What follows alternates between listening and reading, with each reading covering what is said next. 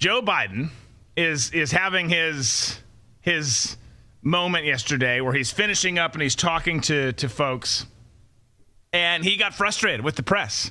He shushed them and then got angry with them. Take a listen. Yes. Yes. Shh. I'm not going to answer your question. I'm talking to them first, okay? The audience first, okay? Yes, sir. Thank you so much. Thank you, President. Thank you, President. Thank you, President. Thank you. Thank you all. Has the U.S. beat inflation, Mr. President? Yes. I told you we're going to have a soft landing. We're going to have a soft landing. My policies are working. Start writing that way, okay? And Mr. President, anyway, did you know your Thank you so much. We got to move this way, Gabe. Mr. President, did you know your son reached out to a U.S. ambassador about Burisma? Thank you, Press. We're going this way. Thank you so much. All right, I love it. He shushes them and then wants to take a question, and then his handlers quickly are like, "Oh hell no, we're not doing questions. Thank you, everyone, leave." But he shushes them and then says, "We're gonna have a soft landing." Write it that way, as if he's got adversaries in the media, people who aren't always giving him lob ball questions, always giving him the right headlines. Write it the way I want you to. That's what they've been doing, bro. They hid the fact that you have Parkinson's, dementia, Alzheimer's, and AIDS, or whatever the hell you've got, for 3.5 years. You've got the most friendly press ever. Right? Yeah, it's hysterical that he feels like he's having a hard time getting his message out there. The media is as dutiful as and compliant as they've ever been when it comes to covering a Democrat. And like you said, him trying to have this feel like he has this like give and take and this adversarial jousting with the media is such ridiculousness after what we witnessed 4 years with Trump. That was an adversarial and combative media that we witnessed. This is the way the media is now is just so soft. You know, it's just everything they treat Obama. Well, he's the one running it, but they treat Biden and Carmelo as if they're like these little precious Fabergé eggs, and they can't be ruffled, and they have to lift them up, put them out onto display, and just let the rest of us just enjoy and take in the beauty of them.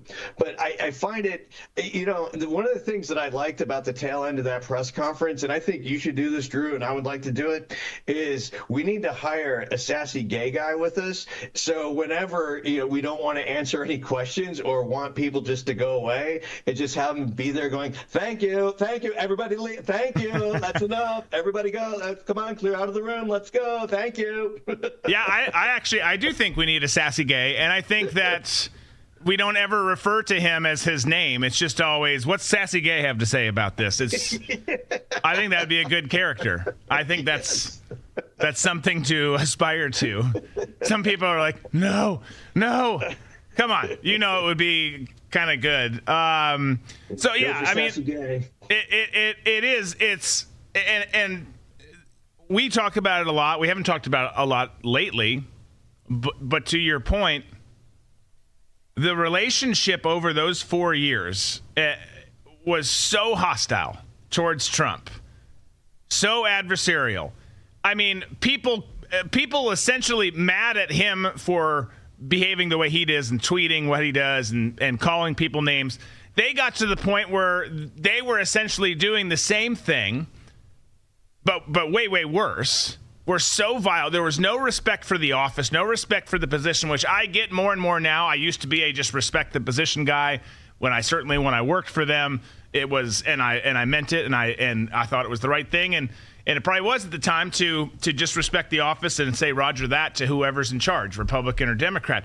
Now it's just a laughing stock. Now it's a figurehead position, but it wasn't that way until just recently here.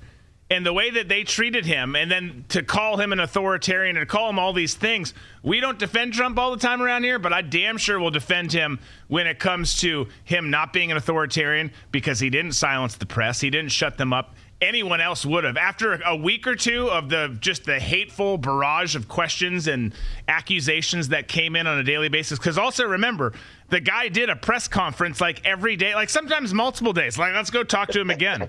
Like, what are you doing, bro? Don't do that. But he would do that, and they would just assault him. Anyone else would be like, I am done. Get rid of them. They're not allowed on White House grounds anymore. Never happened. Never happened.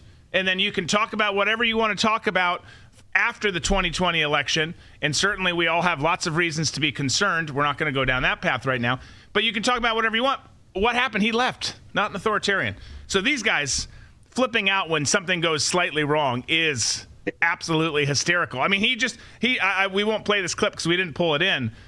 But I'll just read. Biden tells reporters he doesn't know the answers to their questions, yells at them, greets Martin Sheen, just as a little sidebar there, and then shuffles aimlessly to Marine One. That's a tweet that just came out here recently.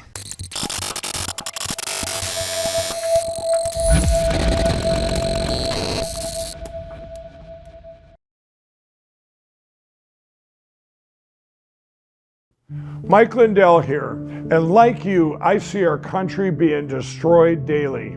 We face massive economic issues, and I can tell you from firsthand experience, there are people in power who threaten the values that have made our country great.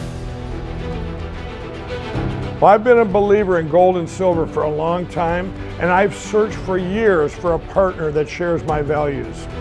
Well, Genesis Gold Group showed me how easy it is to protect your IRA, 401k, or your retirement with gold and silver.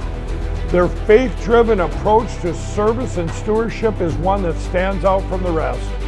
To get your free definitive gold guide and get started learning more about investing in gold and protecting your retirement from uncertain times, visit treasureandtrust.com now. Fill out the basic contact form and a member of the team will be in touch. Again, that's treasureandtrust.com or call 855-625-7760.